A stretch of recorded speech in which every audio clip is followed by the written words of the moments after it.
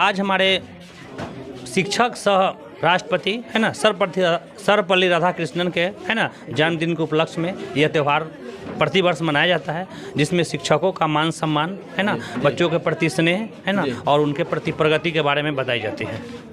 महिलाएं नहीं पढ़ती थी, पहले केवल पुरुष पढ़ते। तो भी यहाँ पर एक शिक्षिका कौन है? सावित्रीबाई फुले। ये कहाँ से आप पढ़े हैं? सर पढ़ा है। सर पढ़ा है। हाँ। और 5 सितंबर 2023 है। आज इस कोचिंग में शिक्षक दिवस कार्यक्रम मनाया जा रहा है। शिक्षक सर लोग हैं, इनसे पूछते हैं। सर, सम्यक समाचार में आपका स्वागत है। जी जी, धन्यवाद आपको भी। आज शिक्षक दिवस किस उपलब्धि में मनाया जा रहा है? आज हमारे शिक्षक सह राष्ट्रपति है ना सर्वपल्ली राधाकृष्णन के है ना जन्मदिन के उपलक्ष्य में यह त्यौहार प्रतिवर्ष मनाया जाता है, जिसमें शिक्षकों का मान सम्मान है ना, बच्चों के प्रति स्नेह है ना और उनके प्रति प्रगति के बारे में बताई जाती है। उनका शिक्षा के प्रति जी क्या योगदान था? वे उनका शिक्षा के प्रति यही योगदान था कि वो राष्ट्रपति होते हुए भी है ना शिक्षा को बच्चों के प्रति बहुत स्नेह था है ना, और शिक्षा को ऊपर की ओर उठाने के लिए निरंतर प्रयास। शिक्षिका कौन बने? सावित्रीबाई फुले। इनके लिए हम चाहेंगे कोचिंग के जो भी हमारी बहन है जोरदार ताली बजाएंगे।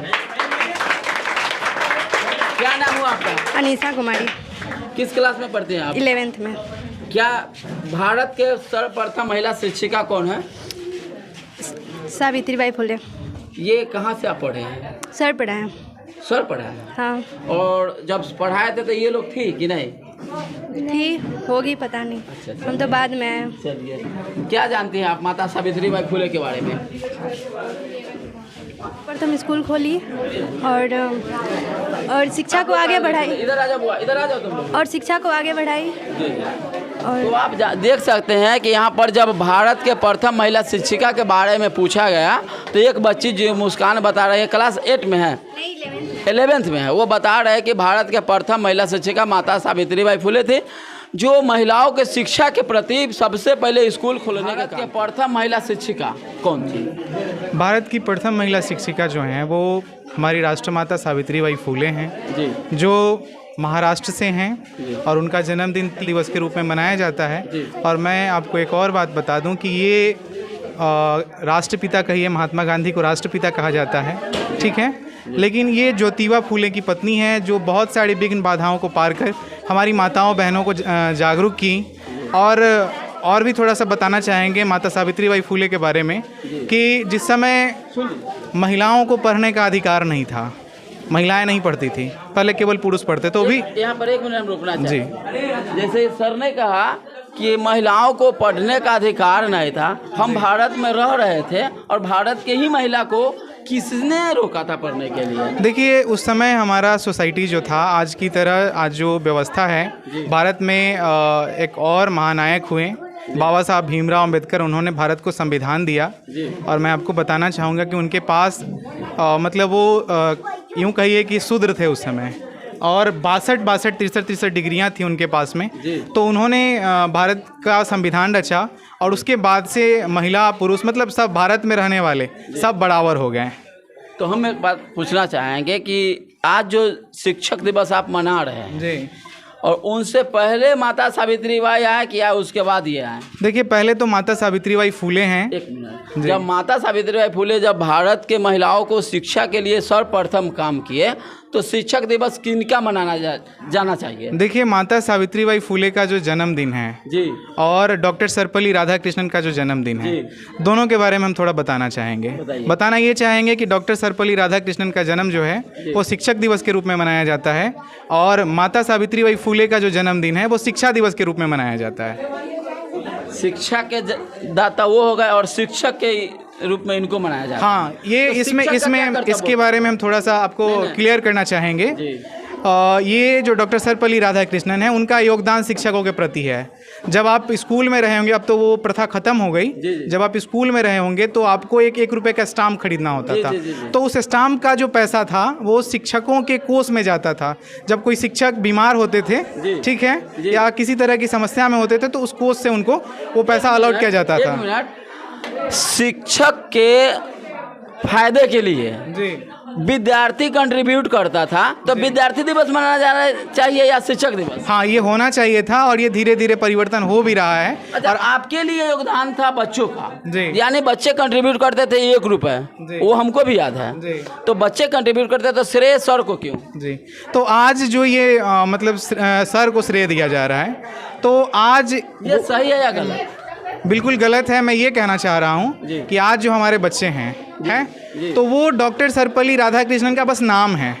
वो हमसे स्नेह जो है, बच्चों का जो हमसे लगाव है, उसके कारण शिक्षक दिवस मना रहे हैं। आप कहना चाह रहे हैं कि बच्चा के स्नेह के चलते मतलब शिक्षक दिवस मना रहे हैं? जी, हमसे बच्चों का स्नेह है, ठीक है, अटैचमेंट है, हम उनको पढ़ाते हैं, ठीक है, सामाजिक ज्ञान देते हैं, तो इसके कारण बच्चे हमसे जुड़े हुए हैं। और शिक्षकों, जितने भी शिक्षक हैं भारत में, हमको नहीं लगता है कि बहुत सारे बच्चे डॉक्टर सर्वपल्ली राधाकृष्णन के बारे में जानते होंगे, और जानते भी होंगे तो बस इस बात के लिए जानते होंगे कि वो भारत के राष्ट्रपति रहे हैं। अच्छा, हम जो आपसे सवाल पूछे हैं और हम आपके जो भी यहाँ पर छात्रा थी और छात्र थे उनसे भी पूछे हैं, और ये सवाल आपके बीपीएससी और यूपीएससी का भी सवाल है माता सावित्री के बारे में, लेकिन आपके सर माता सावित्रीबाई फुले के बारे में तो सर नहीं बताए हैं। आप इस चीज़ को कैसे मतलब बच्चों तक पहुंचाइएगा? नहीं, सर बता ही रहे थे कि माइक आप हमको थमा दिए, इसीलिए उनका क्वेश्चन, उनके क्वेश्चन का जवाब हम दे रहे हैं। अच्छा अच्छा, सर तो बता ही रहे थे। अच्छा। फिर सर को आपने मौका दिया नहीं। अच्छा, माइक मेरे ऊपर थमा दिया। जी, आपने गलती की। सर तो बता ही रहे थे सावित्रीबाई फुले के बारे में, लेकिन माइक आप हमको थमा दिए, तो जवाब हम दे रहे हैं। अब बता रहे हैं कि मैं भी 2008 में ग्रेजुएशन किए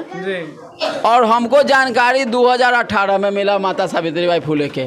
ऐसा हमारे सिलेबस में माता सावित्रीबाई फुले क्यों नहीं है? नहीं, ऐसा नहीं है, सिलेबस में है। हम लोग की अवेयरनेस की कमी है। अगर सिलेबस में नहीं है तो मुझे भी जानकारी है, ऐसा नहीं कि मैं नया जान रहा हूँ। कॉम्पिटेटिव में आकर के हम लोग देखे हैं। हाँ, ये इतिहास के साथ थोड़ा सा फेरबदल किया गया है, इसके कारण आपको सिलेबस में नहीं दिखेगा या कम दिखता होगा। कमोबेश तो माता सावित्रीबाई फुले के बारे में है ही।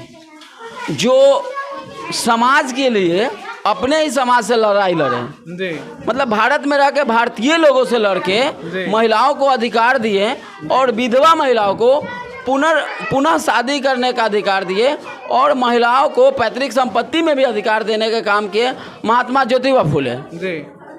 उन्हें राष्ट्रपति नहीं कहा गया और उन्हें राष्ट्रपिता नहीं कहा गया, उनसे उनका राष्ट्रपिता से नवाजा नहीं गया।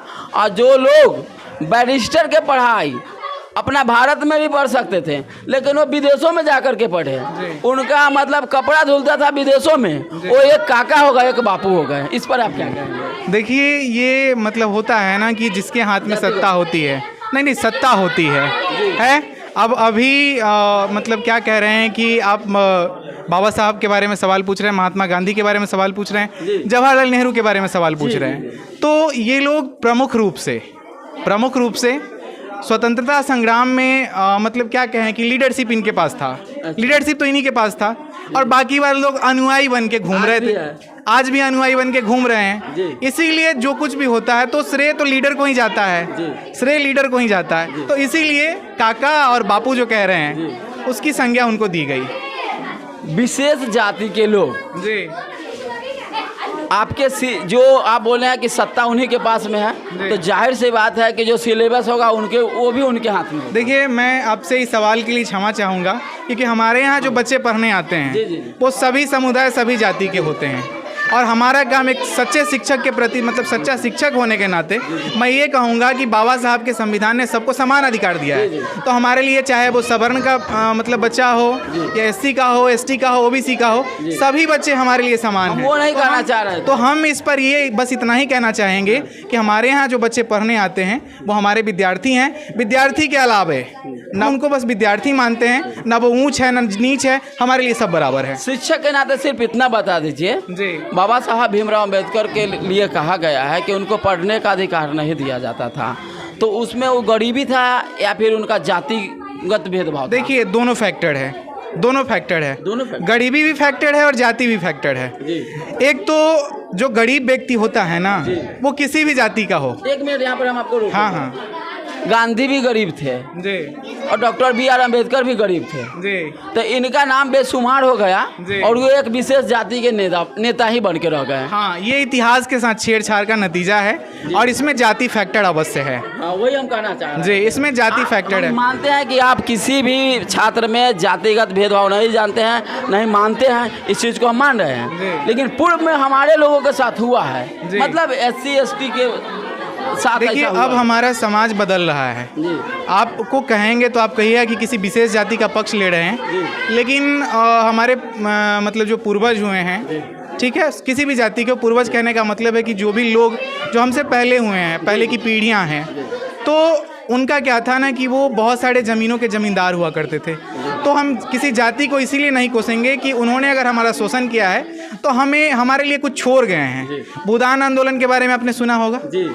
सारी ज़मीनें तो उन्हीं के पास, अंग्रेज जो दिए थे सारी ज़मीनें उन्हीं के पास थी। तो भूदान आंदोलन में उन्होंने ज़मीन छोड़ा और जितने भी बड़े बड़े यूनिवर्सिटी कॉलेज हैं, ठीक है, उसमें उनका योगदान है, इसमें कोई शक नहीं है। हाँ, ये अधिकार हमें बाबा साहब के संविधान से ही मिला है, ये भी मैं मानता हूँ। तो मैं दोनों का समर्थन करता हूँ और विरोध करने की कुछ हद है, इसलिए मैं दोनों का विरोध यहाँ नहीं कर सकता। हम चाहते हैं कि आप अपने कोचिंग के जी। जो बच्चियां हैं जी। उनको हिंदू कोड बिल के बारे में बताएं। जी ज़रूर बताएंगे, बताते ही क्योंकि हैं। जब भारत में महिलाओं को पढ़ने के अधिकार नहीं था, उस समय बाबा साहब ने पढ़ने का अधिकार संविधान में दिए और पैतृक संपत्ति में बराबर के हिस्सेदारी दिए।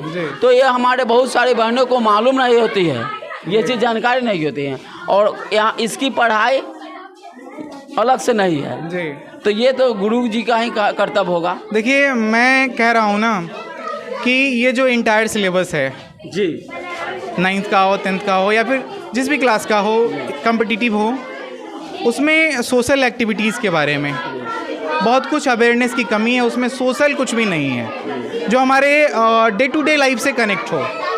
साइंस में है, लेकिन सामाजिक विज्ञान का जो सिलेबस है, या तो बच्चे उसको अच्छे से पढ़ नहीं पाते हैं, है ना। तो इसके कारण अवेयरनेस की कमी है। नहीं तो उनमें भी बहुत सारी चीज़ें हैं, अगर बच्चे अच्छे से पढ़े, शिक्षक अच्छे से पढ़ाएं तो उनके बीच लाया जा सकता है ना, और उनको जागरूक किया जा सकता है। तो हम लोग इस पे काम कर रहे हैं और एकाएक कहीं भी कोई भी चीज़ परिवर्तन जो होता है, अब वो सालों का, सदियों का है, हमारे पूर्वज ढोते आए हैं, लेकिन अगर गलत है तो हम नहीं ढोएंगे। विज्ञान का युग है पे चले गए हैं। भारत हमारा अभी हाल ही में चंद्रयान लॉन्च किया है और अभी भी हम लोग गाँव में जो छोटी छोटी कुरीतियाँ हैं, कुप्रथा है, भेदभाव है, हम उसमें उलझे हुए हैं। लेकिन सब तो मानव है, सबके अंदर लाल रंग का खून दौड़ रहा है। तो मैं इस बात का समर्थक हूँ और इसका समर्थन अंत तक करता रहूँगा। विज्ञान का समर्थन करूँगा, अंधविश्वास और पाखंड का समर्थन मैं कभी नहीं करूँगा।